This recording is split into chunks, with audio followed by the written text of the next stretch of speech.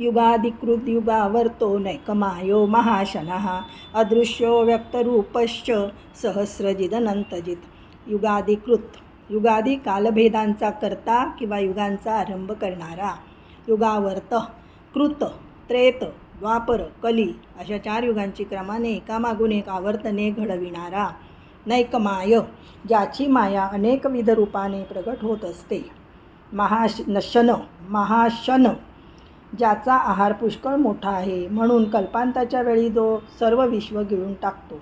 अदृश्य बुद्धी मन इंद्रिय यांना अगम्य असलेला किंवा ज्याच्या अस्तित्वाचे ज्ञानेंद्रियाने होऊ शकत नाही किंवा जो स्थूल आकाराने युक्त नसल्यामुळे डोळ्यांना दिसू शकत नाही.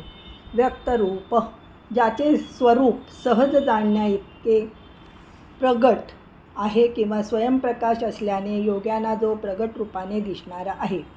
सहस्रजित सहस्रावधी योद्ध्यांना जिंकणारा. अनंतजित असंख्य प्रमाणात असलेल्या वीरांनाही जिंकणारा. इष्टो विशिष्ट शिष्टेष्ट शिखंडी नवशो वृषः क्रोधः क्रोधकृत्कर्ता विश्वबाहुर्महीधरः.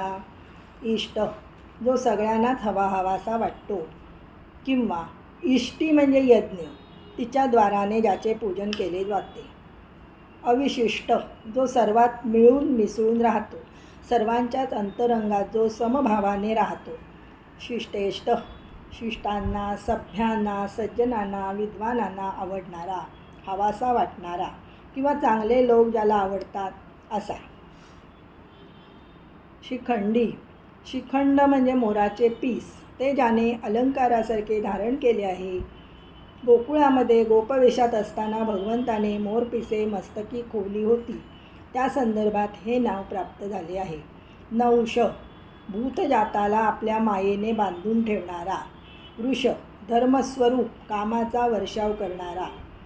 क्रोध क्रोध संताप नष्ट करणारा. क्रोधकृत करता रागीट माणसाचा नाश करणारा किंवा योग्य प्रसंगी रागावणारा आणि त्याभरात कृत्य करणारा. विश्वबाहू आपल्या बाहूंनी सर्वांना आधार देणारा किंवा ज्याचे बाहू सर्वत्र पसरलेले आहेत असा. महीधर पृथ्वीचे धारण करणारा किंवा मही म्हणजे पूजा ती स्वीकारणारा.